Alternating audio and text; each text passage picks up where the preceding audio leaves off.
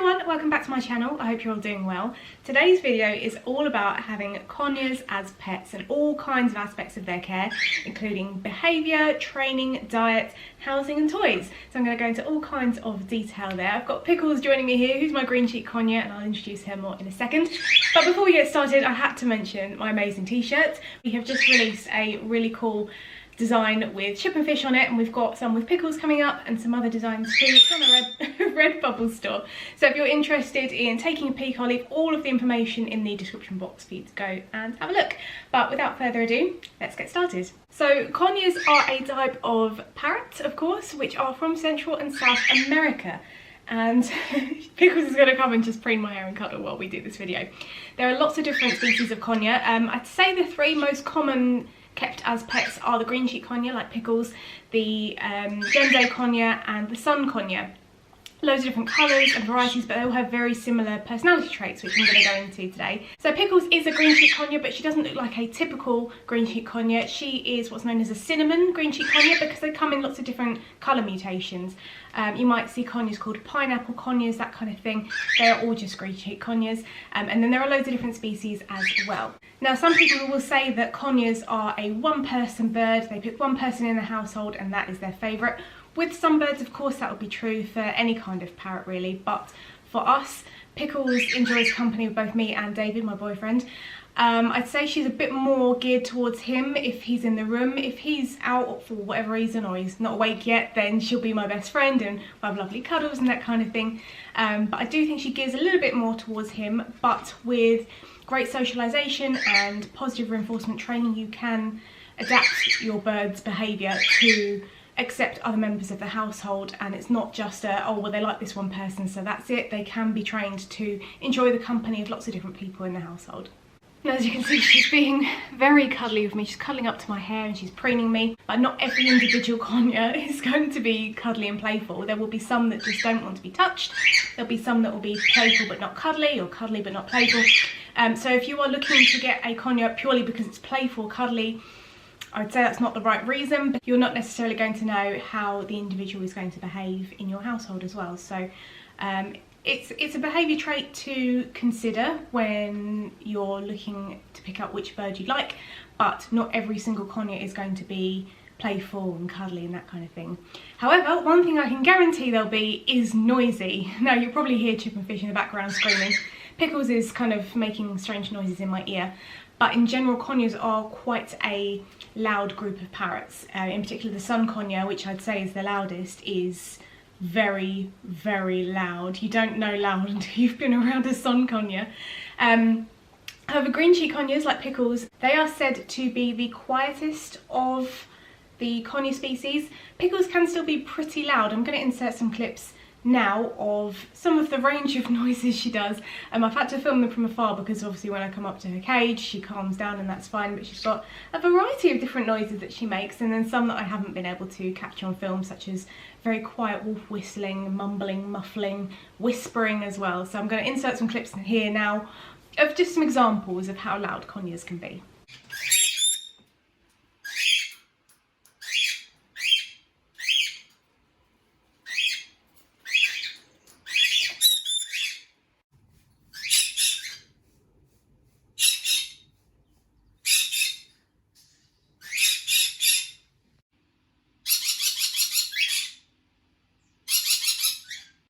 Now, conures can be kept as a single bird or as part of a group or a pair of birds. I would say keeping them in multiples is better than having a single bird, because while they can communicate with us and other birds that are screaming in the background, it doesn't compare to being able to communicate with their own species. We would love to get Pickles a companion in the future. We haven't quite got enough space at the moment. We actually rescued her, which is why she's with us, and we fell in love with her. But she also really hates other birds. She tries to go for the boys. Chip and Fish, who didn't already, are cockatiels. She, if given the chance, would bite their toes off. So that's also something to consider if you're looking to incorporate a conure into your existing flock of birds. They are quite bitey. They don't always do it to be mean or anything. It's often their first way of communicating with you that they're not happy about something. Pickles does nip. She doesn't bite hard to be mean or anything like that, but it's just one of their ways of communicating. They are just known as quite a nippy bird. So that's something to consider, especially if you have young children as well. They might be put off by the thought of being nibbled by a bird, and it can hurt at times, especially if they're in the hormone season, the breeding season like it is now. They get a little bit extra bitey and it's not fun. Now sometimes people think that small birds are easy birds and they won't live for very long, but conures have a very long lifespan. They can live for 30 years, sometimes even longer. So they are not a simple commitment. They take a lot of time and effort, and they're also expensive to upkeep. So if you're looking to get a small bird because you think it's going to be an easy ride, you are very wrong indeed. Now with males and females, you cannot tell the difference. They exhibit very similar behaviours. Sometimes you can tell with some mating behaviours who's who, but it's not foolproof. The only way to know if your conure is a boy or a girl is to get them DNA tested. We haven't done that with Pickles. We don't see it as an essential at the moment to take her to the vets and stress her out to get it done. But the one thing I would say is when you do have females, there is the added complication of egg laying potentially, but there are ways of getting around that. So that's just something to consider as well. Now in terms of bathing, all birds should be given the opportunity to bathe, and some will like to do it in different ways. For example, chickenfish like to be sprayed with a water bottle, whereas Pickles likes to self-bathe. So she will bathe in her water bowl, won't you? And she'll do that a couple of times a week. Oh, she's getting a bit excited now.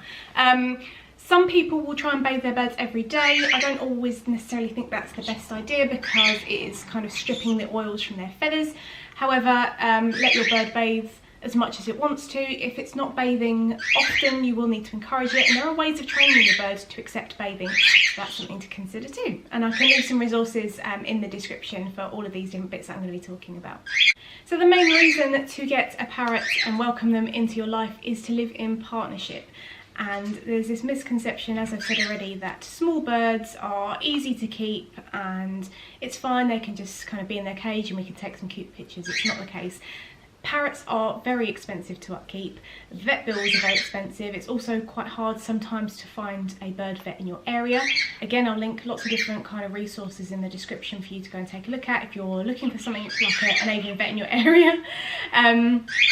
But they should be living in partnership with you and you should be getting them for the right reasons. The other thing is parrots are the most rehomed type of pet in the world because they're hard work and because they're expensive. So if you are looking to get a parrot, please do as much research, not only from watching my video, but doing other research on the internet and books to find out what it's actually like to own a parrot, because there are challenging aspects, and I'll actually leave a link up the top and in the description of the video I made called The Realities of Owning Pet Parrots, and there's a few challenges from time to time.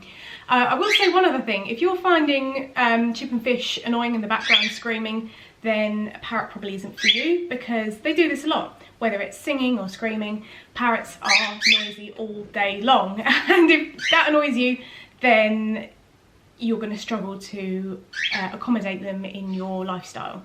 It's also worth noting that conures are not known for their singing ability or their talking ability. Some will be able to whistle or say a couple of words, but they're not known as being the kind of parrot species that's chatting away or singing away like a cockatiel or a lovebird. So that's something to consider if you are looking to get a parrot because you want them to sing.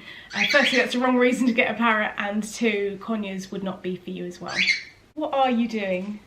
I don't know what she's doing. She's having a great time though. The next thing I wanted to touch on is diet.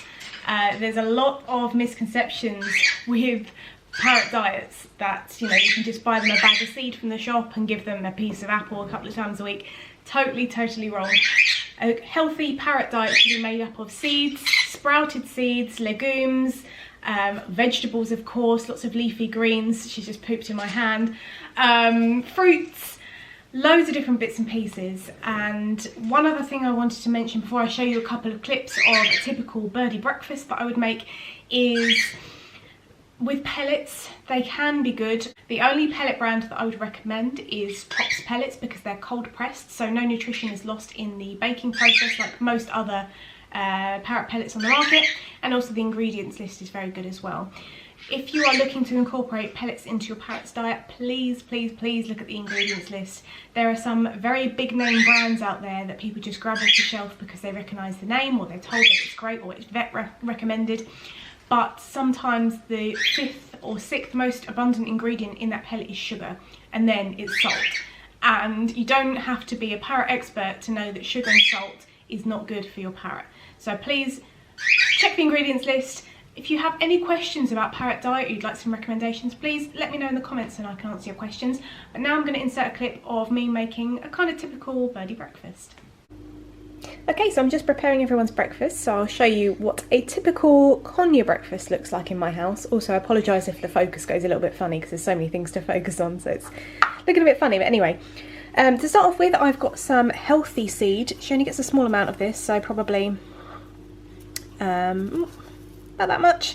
And there's loads of different seeds in there, all healthy bits and bobs, some lentils as well. And as I said, they only get a small amount of seed. Seed can be a great component of a parrot's diet, but it shouldn't be the main component. Next up, we've got our chop. So I try and make different vegetables in the chop every single week. In this week's chop, we have got baby corn, red bell pepper, green beans and some broccoli. So there's lots of different vitamins, minerals and nutrients in there, so I try and get a bit of a mix. That's quite a lot of baby corn. It's hard when I'm looking through the camera. So she'll have roughly that much. So there's the chop and the seed. Next up, I'm going to pop in the sprouts. Now, I've talked about sprouts loads in my videos. They are really fantastic for your birds, healthy proteins and a live food. They do take a little bit of work to make, but it's so worth it. If you would like to see a video on how to sprout, I can make that. So in here we've got things like mung beans and rice and lentils and buckwheat. So let's get a spoonful. There you go. So you can see it's live food, it's growing, it's germinated and it is sprouting, and this is perfect as part of your parrot's diet. Next up is a small amount of fruit. I like to give my birds sort of one piece of fruit, I'd say like 5 times a week, and this week we have got mango, one of my favourites. So I'm just going to get a couple of those bits in there. As I said in previous videos, Pickles is a real sweet beak. She loves her fruit, but I don't try and play onto that. I try and give her a healthy diet where I can. And then next up is something she's not so keen on, which is leafy greens. This week we've got spinach. There's a bit of a myth that spinach is bad for parrots. It is not. I'm going to link an article below about the myths around spinach, so you can find out for yourself. As I say, she's not overly keen, but we're working on this with her in different ways of feeding it to her. So she's got 2 bits of spinach there, and that is a perfect Conure breakfast. So I wanted to touch briefly on housing. A lot of people say, oh, what cage would you recommend? What should I get? What's the minimum size requirements for a Conure? And that is the wrong question to be asking. You should be looking to buy the biggest cage you can possibly afford.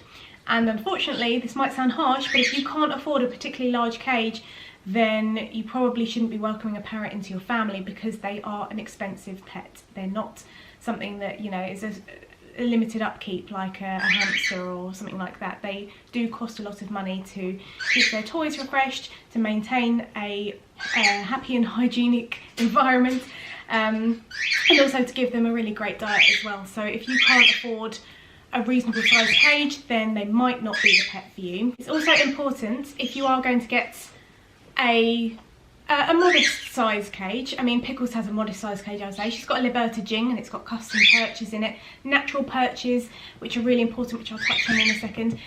You also have areas where they can explore safely in your home. You can see in the background here we've got a play stand that we use. We bring it out so they can kind of explore the area. One thing I would say, which is quite a hot topic on the internet at the moment, is people like to say, oh, you're such a bad bird owner because your bird is only out for X amount of time a day. I'm a great bird owner because my bird's out all day long.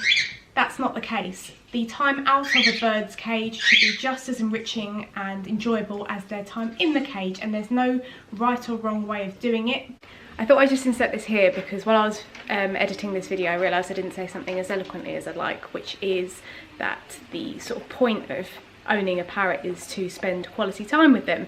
And while there's no kind of set right amount of time to spend with them, they should be coming out every single day, ideally multiple times a day, for an enriching experience. They shouldn't be just sort of coming out so you can just chuck them on a stand and kind of ignore them. They should be part of your life. For example, we are just like on our computers at the moment. Pickles is playing with me. The boys will come out shortly and they'll be, you know, playing with us while we're doing our own thing. So it's about incorporating your birds into your life. They should be like an accompaniment almost, not as something separate. So that's kind of what I wanted to say. There's no right amount of time to be out. I think there's definitely a wrong amount of time, which is no time at all out of the cage. They should be coming out of the cage every single day for exercise, some recall, flying around the room. So it's important when you're having a bird out that they have things to do to entertain themselves, so they are not being destructive in your home. That is one of the reasons why some people decide to surrender their birds to a rescue centre, because they can't cope with destructive behaviour. But there are ways of preventing that in the first place by giving them things that they can destroy, because parrots are destructive in nature. It's what they do. It's why they've got a great big beak. It's so they can chew on things to keep it trim, because the beak is always growing. They need to crack into nuts and seeds and that kind of thing. So their beak is one of their main sort of exploratory tools in their environment. So it's really important, if you're going to have your bird out, that they've got something interesting or engaging to do. If you're just having them out because you think that it makes you a good bird owner, that's not necessarily the case. And equally, if your bird has to be in for, I don't know, 8 hours in the day because you've got to go to work, that's okay too, if you provide them lots of different toys and enrichment opportunities. For example, I'll grab a couple of Pickles' favourite toys. Of course, every Conure is going to be different, but in terms of Pickles, she loves natural materials with toys. She likes these Woven Wonders ones from Rosewood. They're quite cheap. I think it was about £4, and she enjoys sort of throttling this and thrashing it about, which is quite funny. She also loves a really cheap kind of toy, which are these ramekins, which are full of straws and millet. I've just dropped it everywhere. And she likes to forage in this, because foraging is something that's super important for parrots. She's going to show you now. She's going to throw these straws everywhere and have a great time, aren't you? And this is so easy. David and I actually made a video called Cheap and Easy Parrot Toys, and you can make these at home for things you might already have around the home. So it doesn't always have to be expensive toys. However, you do need to change up what kind of toys you give them so it becomes interesting and it's not boring, you know, getting the same toys over and over again. Another toy in that video that I mentioned that me and David made is using cardboard boxes filled with goodies to interest them. So I've got a little Kellogg's mini cereal box here. It's full of toys, but you can see she's absolutely destroyed this one. She's going to go at it now. There you go. Get him! Go on, get him! And she loves to chew these. She'll have a great time on the floor of her cage. One other thing I wanted to mention about cages is bar spacing. It needs to be the right bar spacing in between the bars of the cage so that your bird can't harm themselves. Now, when we rescued Pickles, her bar spacing was way too big. She tried to shove her head through, and sometimes accidents can happen.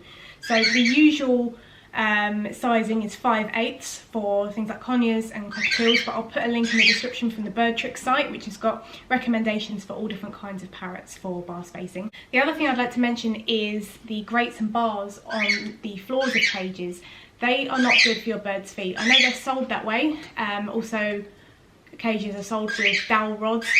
They're not good for your bird's feet. They can easily get their feet caught in there, and it also limits the amount of foraging opportunities that your birds can have. Now, we use Easy Bed as a base flooring for our cages. It's very easy to clean. You just spot clean it once a day, and then they can have hours of fun foraging on the floor for any food that they might have dropped, and you can also use toys on the floor too. So there are lots of different ways that you can take out the grates of different cages and then maximise their space. There is a bit of a misconception that parrots don't use the floor of their cages, but they absolutely do. All of ours do, so it's another way of enriching your bird's life. Now, Pickles absolutely loves training. It's her favourite part of the day. She thrives off of it. She just wants to train all the time. She's got a specific place that we train her, and she always tries to go there, and it's really funny. So I'm going to insert a couple of clips of her doing her recall training and some of the behaviours that she knows, and I'm actually going to do a video on that soon about some of the easy behaviours that you can train your birds. So I'm going to insert that now. Wave! Good girl. Spin. Good girl. Shake. Good girl. You're So cheeky, what are you doing? Pickles, come. Good girl. Nice.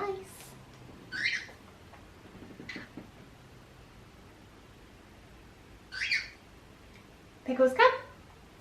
Good girl. Now quite often I see online that birds like green cheek conures and cockatiels and budgies and other things like that, they're seen as starter birds or easy birds or beginner birds. For me, there's no such thing as a beginner bird or a starter bird. These are a long commitment. They are not a simple pet that you can just keep in a corner and, you know, clean out once a day, feed once a day. They need lots of attention and time and care and effort. And you need to pick the bird that's right for you straight away. Of course, you need to do plenty of research. Some rescue centres may allow you to go and visit particular species. See if you can volunteer with a rescue centre even, so you can actually get a feel of what it's like to own the species that you'd like to look after before you actually welcome them into your home, because they are hard work. But I would never say that a bird is great for kids or a beginner bird or a starter bird. Pick the bird that you want based on what you know about them and the behaviour and the research that you've done, and make that choice. Even if it's something like a macaw, if you have done loads and loads and loads of research and you're prepared for that commitment, then why not have that be your first bird? And then if you wanted to welcome others into your flock, that's fine, but you shouldn't start off with this and then disregard them or discard them because you want to get a bigger and better bird.